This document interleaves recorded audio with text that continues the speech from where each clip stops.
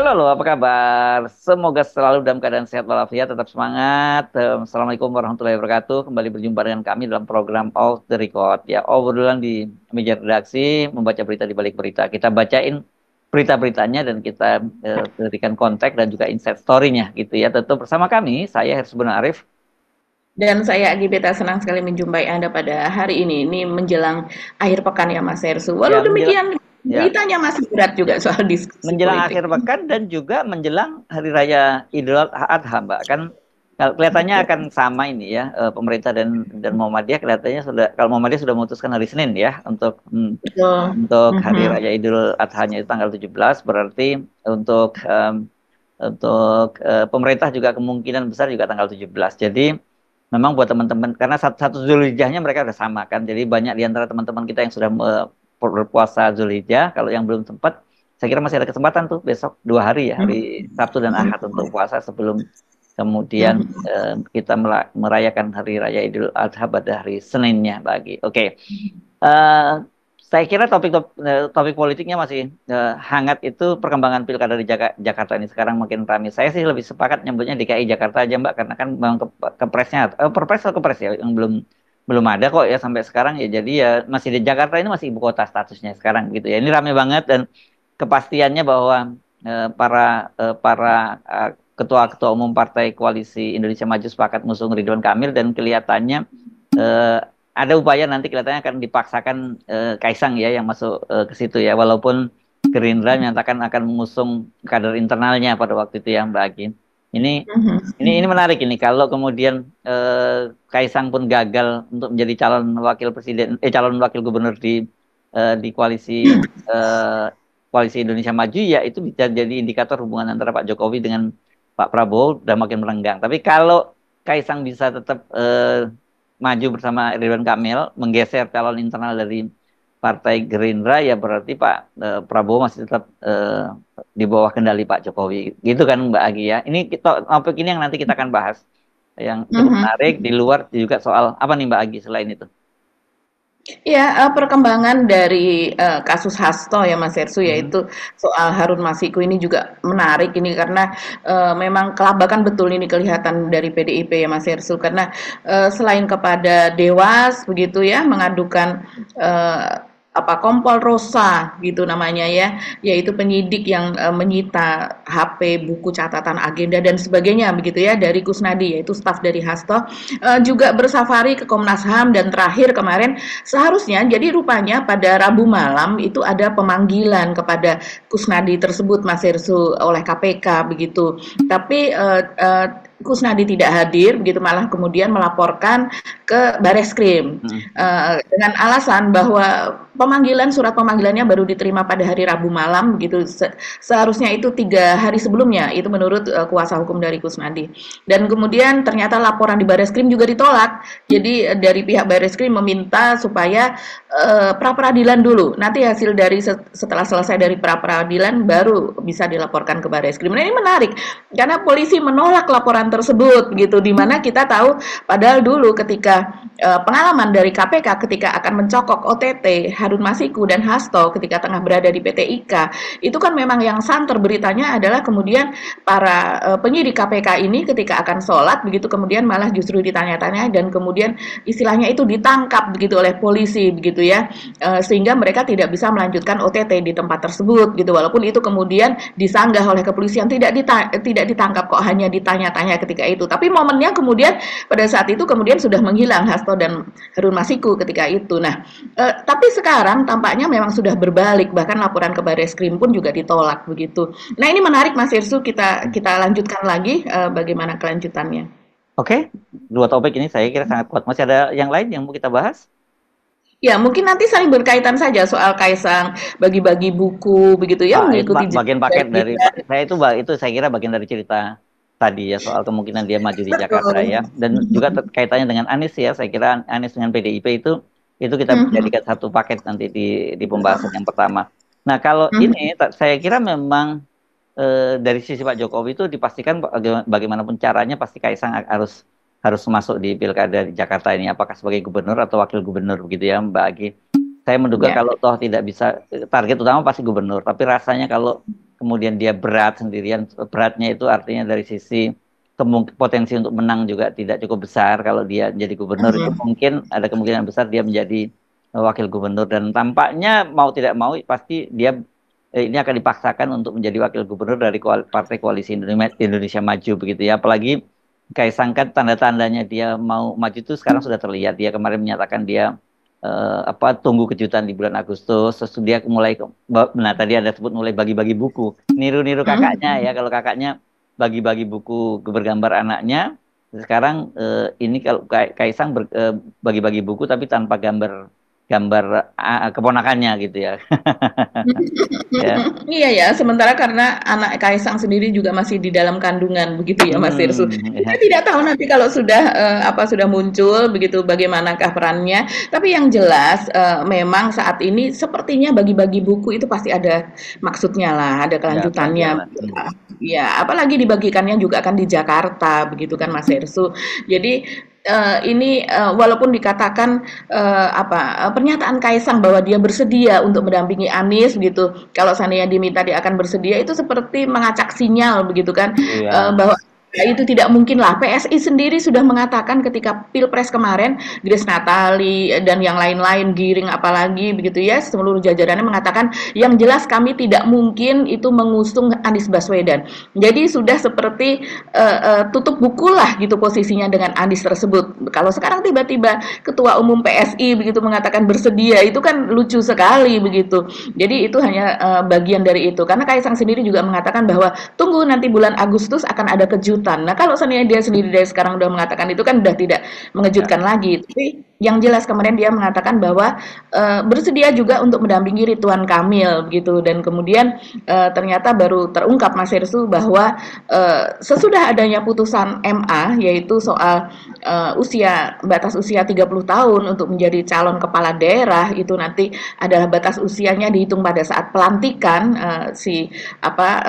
kepala daerah yang terpilih tersebut. Rupanya sesudah itu memang baru diakui sekarang ya bahwa ada pertemuan antara Pak Jokowi dengan para ketua umum Partai Koalisi Indonesia Maju. Nah, itu yang menarik karena dari hasil pertemuan tersebut menurut Zulhas, nah ini yang membocorkan Zulhas ya, karena ketua umum partai yang lain gitu mereka tidak menyebutkan ini gitu. Tapi Zulhas mengatakan bahwa pada pertemuan tersebut dengan Pak Jokowi tersebut disepakati bahwa Ridwan Kamil akan diusung oleh Koalisi Indonesia Maju begitu. Mereka sudah sepakat semua. Tapi yang belum sepakat adalah soal calon wakil gubernur dari Ridwan Kamil untuk Jakarta ini begitu. Nah, disitulah kemudian mencuat nama Kaisang tersebut begitu. Oh, bukan Zita Anjani ya, bukan ya? Iya, sepertinya sudah tercoret itu Mas Hersu, karena dari tentunya dari Gerindra sendiri Pak Prabowo juga mengatakan bahwa akan mendampingkan kadernya dengan Ridwan Kamil ya. Tentunya kadernya mungkin bisa jadi Saraswati ataukah Budi Jiwandono, ada nama lagi yaitu Ahmad Riza Patria yang pernah mendampingi Anies dulu. Dan kemudian Golkar sendiri mengatakan bahwa sedang mengkaji nama Kaisang itu menjadi pasangan dari Ridwan Kamil. Nah, ini menarik sekali nih Mas Hersu. Nah, tentu saja Zita Anjani kemudian sudah tidak masuk lagi lah gitu dibandingkan dengan kedua nama tersebut gitu. Kalau anak juragan maju ya mesti tahu diri gitu ya. Bahkan kita ingat, tapi ini menarik karena Pak Zulkifli Hasan mengklaim bahwa yang mengajukan nama Kaisang itu yang mengusulkan nama Ridwan Kamil itu Pak Zulhas ya, padahal dia sendiri mengaku bahwa 1 tahun sebelumnya dia sudah mengusulkan kepada Pak Jokowi untuk memasangkan Kaisang dengan anaknya Zita Anjani kan gitu ya. Tapi pada waktu itu karena masih ada aturan di Mahkamah Agung yang belum diubah kan gitu. Tapi Pak Zulkifli saya yakin tahu, dia ketika mengusulkan itu tahu gampang kalau soal usia nanti tinggal diubah aja, dan sekarang itu sudah diubah ya gitu soal batas usia 30 tahun itu. Iya, iya, betul sekali. Dan setelah batas usia itu diubah, tentunya kemudian ini menjadi kesempatan besar untuk Kaisang, tidak perlu menunggu 5 tahun lagi begitu. Bahkan tapi memang kan resistensi terhadap nama Kaisang ini jadi besar sekali ya Mas Hersu, baik di medsos maupun di luar medsos, berbagai diskusi itu diselenggarakan begitu. Nah, jadi saya rasa memang PSI ini harus melakukan strategi politik supaya nama PSI begitu kemudian diterima. Nah, ini salah satunya yang mengatakan adalah pengamat politik Ahmad Khairul Umam. Dia mengatakan bahwa strategi Kaisang dengan mengatakan, bahkan Kaisang mengatakan bahwa saya suka menonton desak Anies karena itu bagus segala. Jadi memang saat ini dia sedang memuji-muji Pak Anies begitu ya. Tapi tentu saja itu hanya semacam mengacak sinyal begitu dikatakan, karena ini hanya untuk menghidupkan nama PSI agar naik ke permukaan dan nama Kaisang itu sendiri, dan kemudian strategi bagi-bagi buku seperti yang pernah dilakukan Gibran gitu. Dalam rangka ini kan Gibran juga membagi-bagikan buku, Mas Hersu, itu langkah yang diikuti begitu, dan itu adalah juga untuk menarik rasanya untuk menarik suara juga begitu ya, dan dilakukan jauh-jauh hari, jadi bisa dikatakan kampanye kecil-kecilan lah yang seperti ini begitu. Jadi kita akan melihat nih bagaimana kesempatan dari Kaisang, tapi yang jelas kalau dari seperti misalnya dari Projo begitu ya, saya rasa ini sudah setuju lah kalau seandainya Kaisang ini yang maju seperti biasa ketika Gibran juga akan maju begitu. Nah, yang menarik adalah Golkar. Apakah Golkar nantinya akan menghadapi Gerindra begitu ya, dan kemudian Pak Prabowo itu apakah juga akan terus ngotot begitu mengajukan kadernya sendiri. Nah, ini kan yang menarik begitu, karena kalau ngotot kan berarti berhadapan juga dengan Pak Jokowi begitu. Iya, iya. Ini yang saya makanya sejak kemarin-kemarin ketika kita membaca pernyataan dari Budi Satrio Jiwandono yang menyatakan bahwa dia sudah dipanggil oleh Pak Prabowo untuk dia terus tetap bertugas di DPR, kan berarti ini batal gitu ya, dan tinggal opsinya Kaisang. Tapi kemudian setelah muncul Ridwan Kamil bersama dipasangkan dengan kader internal Gerindra, kita jadi bertanya-tanya bagaimana dong Kaisang? Apakah ini bagian dari strategi Pak Prabowo untuk membendung Kaisang juga begitu? Karena saya kira kalau tanpa, kan gini, soal kursi ya, di kursi di DPRD di sana itu kan PSI itu cuma punya 8 kursi ya. Kalau toh dia berharap untuk berkoalisi dengan partai lain, itu yang paling cocok ya dengan Gerindra, karena Gerindra punya 14 kursi, jadi pas 22 kursi bisa memajukan itu. Tapi kalau dia tidak bersama dengan Golkar, tidak bersama dengan Gerindra, dengan siapa gitu, karena dengan PAN tidak cukup, PAN juga cuma punya 10 kursi, 18 kursi. Jadi Demokrat saya agak meragukan gitu, apakah Demokrat juga bisa bersedia soal ini gitu, karena mereka kelihatannya sepakat itu dengan soal Ridwan Kamilnya ya, karena mereka tahu bahwa mereka sudah mengantisipasi bahwa Anies mungkin akan maju kembali di Pilgub Jakarta, jadi diperlukan figur yang cukup kuat, dan Pak Prabowo tahu kalau waktu itu mungkin Budi Satrio Jiwandono dipasangkan dengan Kaisang tidak mungkin kuat menghadapi Anies Baswedan kan gitu. Iya, iya, betul sekali. Jadi ini memang nanti kuat-kuatan. Mungkin kalau dari pihak Golkar, Pak Erlangga sendiri mengatakan bahwa tapi ini masih akan menunggu hasil survei begitu kan. Ya, jadi memang akan dihitung betul ini rupanya. Mereka mungkin kuat-kuatan nanti di surveinya begitu Mas Hersu. Jadi apakah RK dipasangkan dengan Kaisang nanti akan surveinya akan lebih tinggi begitu dibandingkan dengan RK dipasangkan dengan kader dari Gerindra begitu. Karena sepertinya dua ini yang masih akan terus berhadapan, dan tentunya Pak Jokowi ada di belakang Golkar begitu ya, apalagi PAN juga sepertinya sudah sepakat, bahkan Zulkifli Hasan juga mengatakan itu pasangan yang sangat bagus begitu kalau seandainya RK dengan Kaisang begitu kan, dan itu ya seperti kata Mas Yesus bahkan sudah diusulkan dari sejak tahun yang lalu, hanya ketika itu pasangannya adalah dengan Zita Anjani begitu. Jadi rupanya Kaisang mungkin akan menjadi cagupnya, walaupun dia mengetahui ketika itu belum ada putusan MK. Kemudian secara kalau saya menyimak kata per kata dari pernyataan Pak Zul sebelumnya begitu, rupanya percakapan dari indikasinya percakapan dengan Pak Jokowi adalah mempersoalkan soal umur. Jadi Pak Jokowi mengatakan jangan ya begitu kan, karena memang masih ini soal umur, dan kemudian dia mengatakan ya kalau sekarang kan sudah bisa Pak. Sudah bisa itu apa? Berarti kan soal umur juga begitu, bahwa sekarang sudah ada putusan MK, jadi sekarang sudah bisa. Kalau tahun yang lalu ketika dia mengusulkan memang belum bisa begitu. Jadi ini memang ada intensi melihat gerak dari Kaisang juga, dia berkali-kali apa namanya, memberikan komentar begitu ya soal kemungkinan berpasangan dengan Anies. Ini tidak hanya sekarang saja loh, Kaisang mengatakan itu beberapa bulan yang lalu ketika ditanya dia juga membuka diri untuk berpasangan dengan siapapun nantinya begitu. Jadi kita lihat lagi nah gerak dari Kaisang ini. Sepertinya dia sedang mengukir nama di DKI, saya rasa begitu gitu. Belusuannya mungkin akan semakin sering ya seperti Ya, pola-pola yang dilakukan oleh Pak ya. Jokowi. Kalau soal MK saya kira nggak perlu diperdebatkan lagi apakah itu ada kaitan dengan Kaisang, itu pasti disediakan untuk Kaisang, dan itu sama seperti ketika Gibran dulu lewat Mahkamah Agung. Jadi dan Konstitusi. kemudian Mahkamah Konstitusi. Jadi kemudian tinggal sekarang ini dari mana dia akan masuk sebagai calon itu, apakah kemudian dia masuk di lewat jalur Gerindra itu yang sehingga di situ dia menjadi wakilnya Ridwan Kamil, atau dia malah mungkin menjadi gubernur lewat jalur lain gitu. Itu yang saya kira akan terjadi. Tetapi tidak mungkin Pak Jokowi membiarkan kemudian Ridwan Kamil berpasangan dengan calon kader Gerindra dan kemudian Kaisang mesti mengusung dia menjadi calon gubernur dan berpasangan dengan yang lain lewat partai lain, karena dipastikan pasti ya nggak akan jadi itu Kaisang, karena targetnya Pak Jokowi apapun itu anaknya harus harus jadi gubernur, jadi wakil gubernur. Karena saya selalu menyebutnya ini kan kalau mozaik dinastinya Pak Jokowi ini puzzle-puzzlenya kan ini kan Kaisang ini bagian dari puzzle itu, Bobi bagian dari puzzle itu, Gibran itu pasal yang terbesar begitu. Jadi kalau kalau Bobi jadi gubernur sementara Kaisang nggak jadi apa-apa, nggak utuh nih mozaik dinastinya gitu loh Mbak. Iya ya, dan kalau kita melihat ini kan ada hubungannya dengan 2029 nantinya ya. Ya, Prabowo tentunya menginginkan suara di DKI, menginginkan suara di Jawa Barat juga kalau seandainya Deddy Mulyadi ini nanti hmm, jadi terpilih untuk Gubernur Jawa Barat. Jadi saya rasa ini kan dia akan keras begitu ya untuk mempertahankan dua daerah ini berdasarkan pengalaman yang kemarin terjadi begitu. Tapi bisa jadi juga kemudian akan ada transaksi begitu kalau seandainya Kaisang maju di DKI. Kalau ini kan semuanya masih melihat hasil survei nih, rupanya mereka kan memang percaya betul terhadap hasil survei tersebut begitu.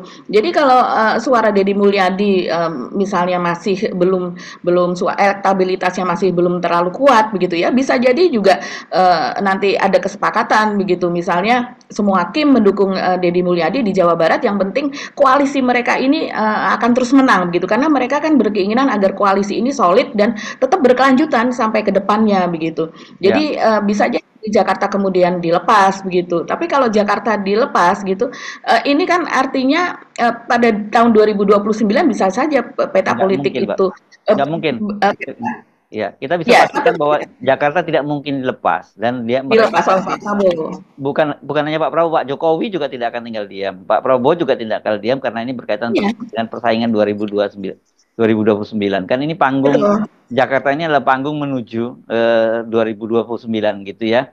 Jadi saya kira ini kalau toh Anies akhirnya mendapatkan tiket gitu. Apalagi kemudian tanda-tandanya PDIP ini juga akan gabung dengan Anies. Ini menarik ya, orang tadinya mungkin nggak mungkin lah Anies dengan PDIP. Tapi yang PDIP itu masih mungkin, kalau Kaisang lebih tidak mungkin gitu, karena katakanlah kalau kemudian Anies dengan Kaisang, walaupun itu saya kira itu absurd banget, itu ya PDIP nggak mungkin masuk juga bersama dengan Anies gitu. Tapi persoalannya sekarang kan PDIP ini kelihatannya seperti berkali-kali saya sebut juga, dia melihat bahwa ini panggung terakhir dia berhadapan dengan Pak Jokowi begitu ya, kan mereka ini sekarang kalahkan di dua panggung Pilpres dan panggung Pileg. Walaupun dia tetap suaranya tetap tinggi, tapi kan Pak Jokowi berhasil menurunkan kursi mereka dari 128 menjadi 110. Banyak loh 18 kursi yang hilang itu gitu. Nah, cuman Pak Jokowi kan gagal di Kaisang. Jadi ini pasti PDIP akan membalas Pak Jokowi jadi apa di Jakarta dengan mengalahkan Kaisang. Jadi caranya kalau harus bersekutu dengan Anies, why not gitu. Tujuannya kan gitu. Penting kan tujuannya yang tercapai, bukan caranya bagaimana gitu. Iya iya. Iya, tapi kalau saya rasa di Jakarta itu memang ada 2 hal begitu ya. Bisa saja, Pak Prabowo memang sudah memiliki, apa namanya, gambaran masa depan begitu bahwa IKN ini kalau seandainya tidak jadi, apalagi dia Hmm. meminta 16 triliun dan itu sepertinya sulit, sementara dana IKN tinggal hanya 17 triliun dari 92 triliun begitu yang dianggarkan oleh APBN sejak tahun 2022. Dan jadi kemungkinan bisa jadi Pak Prabowo ini kan akan tetap berada di Istana Merdeka dan dia akan lebih nyaman kalau gubernurnya adalah orang dalam sendiri, apa namanya, apalagi Ridwan Kamil walaupun dari Golkar, dia cukup dekat dengan Pak Prabowo dulu kan, dan kemudian juga ini malah yang mengusulkan juga Pak Prabowo dan sudah menyetujui lebih dulu dibandingkan partainya sendiri begitu. Jadi kemungkinan yang pertama itu begitu. Tapi ini dari Pak Jokowi saya rasa dia juga ingin untuk apa ya, untuk mendukung Gibran ke depannya tahun 2029. Kita tidak tahu ada intensi apa nantinya. Apakah akan menyusun kekuatan dan Pak Prabowo hanya 5 tahun saja, walaupun Pak Prabowo pernah mengatakan dia cukup 5 tahun untuk membenahi negeri ini. Ya, dia akan membenahi secara total. Dia mengatakan demikian. Tapi kalau masih sehat saja, saya rasa Pak Prabowo akan maju lagi. Tapi yang jelas, apakah cukup sabar Gibran ini untuk menanti selama 10 tahun, ataukah 5 tahun cukup dia untuk kemudian dia menyaingi Pak Prabowo. Nah ini tentu mati-matian juga betul Kaisang ini akan maju di DKI. Nah ini saya rasa sekarang Pak Prabowo ini menghadapi partai yang besar ya di dalam Kim tersebut dia menghadapi Golkar yang sepertinya intensinya adalah kepada Kaisang dan kemudian juga PAN yang sudah jelas ini dia mendukung Kaisang sebagai pasangan dari RK begitu dan kemudian Demokrat kita masih belum tahu ini karena dia sendiri juga tidak mungkin dia ada calonnya sendiri tidak ada yang cukup kuat dari Demokrat. Nah ini apakah lebih ke Pak Prabowo pemimpin masa depan ataukah kepada Pak Jokowi yang sekarang gitu. Oke, kita tunggu. Sangat menarik di Jakarta ya. Kita pindah topik yang berikutnya. Kita bahas soal Hasto ya, Mbak Agi ya. Ya Ini ya ya. menarik ya. Ya, silakan. Iya ya. Jadi kalau, soal Hasto ini juga ya ada kaitannya juga ya Mas Heru, seperti dikatakan Mas Heru berkaitan kuat ini dengan kontestasi di Jakarta tentunya begitu ya. Apakah memang, ada politik sandera juga? Saya rasa memang ada politik sandera dan baru bisa diwujudkan sekarang begitu. Sementara dari kalau menyambung dari yang tadi sedikit, itu dari PDIP sendiri, jadi rupanya Anies kan kemarin, ketika berkunjung ke, DPW PKB begitu, untuk menerima bahwa dia diusungkan dari DPW PKW untuk Cagup Jakarta, dia mengatakan bahwa memang sudah bertemu dengan DPD PDIP. Jadi Mm-mm. rupanya DPD PDIP mengusulkan nama Anies ke DPP tidak hanya sekedar mengusulkan, tapi memang mereka sudah bertemu begitu. Dan sementara dari Hugo Pareira begitu dari DPD DKI Jakarta dia mengusulkan supaya Anies ini segera bertemu dengan DPP. Jadi ini sepertinya sebagai alas begitu kalau kita supaya kita tahu dan tidak terkejut begitu ya kalau seandainya Anies dalam jangka waktu dekat ada kemungkinan besar akan bertemu dengan DPP PDIP begitu. Ya, Jadi ini memang sepertinya sudah jalurnya begitu sudah dibuat lah untuk Anies untuk diusung oleh PDIP. Hugo itu di DPD Jakarta ya, bukan di DPP ya, Mbak ya? Iya, kalau dia mengatakan DPD PDIP itu DKI mengusulkan supaya Anies ke DPP. Oh, bukan bukan Maka ya ya. begitu begitu. Oh, saya pikir dia di DPD. Dia kan DPP PDIP Ya, ya. dia di DPP, pengurus dari DPP, Ya anggota ya. DPR juga ya. Ya, saya kira sebenarnya dengan pengusulan nama Anies oleh DPD Jakarta itu juga pasti udah atas blessing dari DPP. Nggak mungkin Pasti. DPD soal Hasto ini. Ya, kalau sejak kemarin kita udah menduga-duga pasti Hasto ini akan jadi tumbal lah gitu ya Mbak Agi ya dalam kasus dengan KPK karena memang fakta-faktanya dulu sebenarnya seperti Anda ungkapkan juga Bang Hasto ini hampir di OTT kan sebenarnya gitu karena dihalang-halangi saja jadi kemudian batal gitu ya Mbak. Iya iya, betul sekali Mas Ersu. Jadi ini saya rasa ini membuka jalur baru ya KPK dalam hal ini. Kan kalau memang indikasinya kuat begitu, Hasto juga terlibat dalam kasus tersebut, begini kan kasus suap ya. Hasto ini baru bisa akan kuat begitu ya untuk dinaikkan mungkin menjadi tersangka begitu lewat kesaksian dari Harun Masiku kan begitu. Jadi Hmm. ketika Harun Masiku sendiri ini ditangkap, kemudian dari hasil kesaksiannya muncul nama Hasto, nah barulah kemudian Hasto akan bisa naik menjadi tersangka begitu. Nah tapi karena Harun Masikunya belum tertangkap, makanya kemudian sekarang lewat buku catatan, lewat agenda apa dan sebagainya, lewat apa namanya jejak di HP begitu, jejak digitalnya, kemungkinan ini akan lewat Kusnadi begitu. Karena Kusnadi jauh-jauh hari ini sekarang ini dia mengatakan bahwa dia tidak, jadi dia menolak begitu ya indikasi bahwa dia itu diminta untuk membuang HP Harun Masiku begitu. Nah ini siapa yang memerintahkan untuk membuang HP-nya Harun Masiku? Tapi dia mengatakan kenal saja tidak dengan Harun Masiku kan begitu. Nah ini akan menarik banget karena sekarang sedang berlangsung ya Mas Yersu, pansel begitu kan sedang bekerja, inilah panitia seleksi untuk pimpinan KPK begitu, dan sudah 2 hari yang lalu atau kemarin ya saya lupa itu panselnya juga sudah menyambangi KPK dan bertemu mereka. Jadi memang sudah tidak lama lagi nih. Saya tidak ingat kapan masa apa namanya masa bertugas dari para pimpinan KPK. Tapi yang jelas Namawi Pamulango yaitu penjabat yang sekarang untuk ketua KPK menggantikan Firly itu mengatakan bahwa memang tidak ada target begitu ya kapan apa Harun Masiku ini akan ditangkap begitu, tapi dia mengatakan sedapatnya sebelum saya keluar dari sana yaitu dari KPK dia sudah tertangkap. Jadi walaupun tidak ada target tapi sedapat mungkin dia akan untuk segera dapat menangkap apa Harun Masiku begitu. Nah inilah berarti kan tidak lama lagi begitu Mas Hersu. Ya makanya sekarang kalau kita bisa melihat PDIP betul-betul apa ya di bawah tekanan ya, betul-betul kelabakan begitu. Ya ini kan sebenarnya kalau masa jabatan mereka itu akan segera berakhir kalau nggak salah Desember ini. Sebenarnya kan mereka sudah tahun lalu, Mbak. Tapi kan kemarin Ya, lewat diperpanjang ya betul. lewat judicial review-nya Nurul Gufron itu berhasil diperpanjang oleh dia. Walaupun tadinya sebenarnya dia mengajukan batas umur gitu ya. Tiba-tiba diubah lagi, ditarik gugatannya dan kemudian memperpanjang masa jabatannya. Tapi oke, kita balik lagi ke kasus Hasto. Ya sebenarnya Harun Masiku itu kan teri ya, sebenarnya kelas teri lah karena dia cuman politisi PDIP yang berharap bisa masuk ke DPR lewat pergantian antar waktu. Sebenarnya yang dia KPK sejak awal yang dibidik pasti Hasto gitu kan. Karena kalau Harun Masiku ya sebenarnya dia ini begitu ditangkap kemudian di penjara, sekarang harusnya dia sudah selesai masa jabatannya. Tapi kenapa dia harus kabur itu ya karena dia melindungi kepentingan lebih gede. Dalam hal ini juga adalah Hasto waktu itu gitu. Iya iya, dan menarik sekali bahwa sekarang ini kuat-kuatan betul begitu ya, karena Dewas KPK pun juga langsung saja mendukung langkah para pimpinan KPK begitu. Begitu juga dengan kepolisian karena kemarin pengaduan dari Kusnadi itu yang merasa apa pencokokan bukan pencocokan ya.